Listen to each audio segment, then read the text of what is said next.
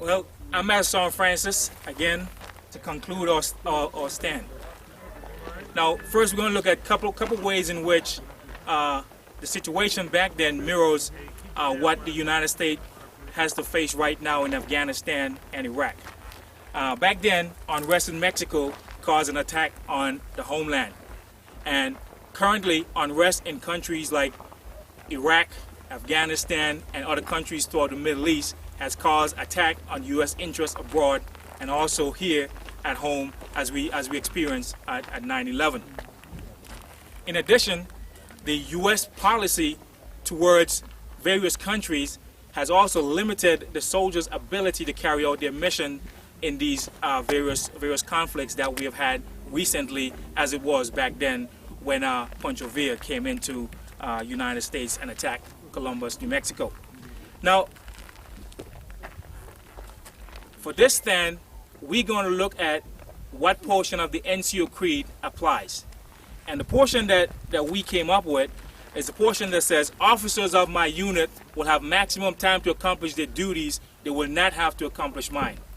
It is obvious that the officers of the 13th Cavalry were able to have time to be with their family after work because they live off post, because they knew that the NCOs back then were going to take care of their troops and ensure that the mission gets taken care of and soldiers were taken care of throughout the night when they were away from base.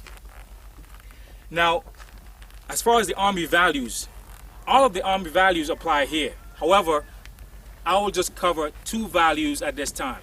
The first is integrity. Colonel Slocum was limited in what he could do based upon the U.S. policy towards Mexico back then. He had the choice. He could violate that policy because he knew that violating that policy could probably save some of his soldiers' lives. But he did not do that.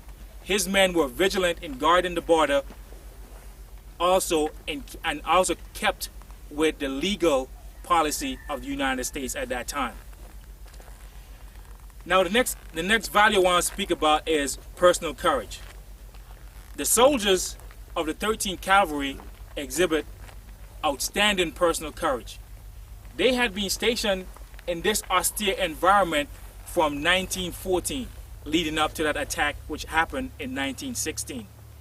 Those soldiers lived under this austere condition for 2 years, and they were motivated and did their job outstandingly every single day. They did not let the condition deter them from their mission. That took a lot of personal courage, and they certainly demonstrated that. That concludes this stand, this brief. What are your questions? Go ahead. How did the policy affected the 13th Cavalry missions? Okay, I'm glad you asked that question. The question is, how did the U.S. policy affected the 13th Cavalry's mission? The U.S. policy towards Mexico was that no U.S. entity will violate Mexico's sovereignty. As a result of that policy, the United States forces were limited in gathering intel over into Mexico. So for example, Colonel Slocum could not send a recon into Mexico to gather information on Villa. And as a result, he sent a Mexican national into Mexico to get information, and that information that he got back was wrong. And as a result, that affected any plans for security and for undermounted defense. Are there any other questions? Yeah, who were the Dorados and what were their portion? What would they have to do in this? Okay, another good question. The question is, who were the Dorados and how did they play a part in this? The Dorados were the elite forces of Villa. They were his close-knit group.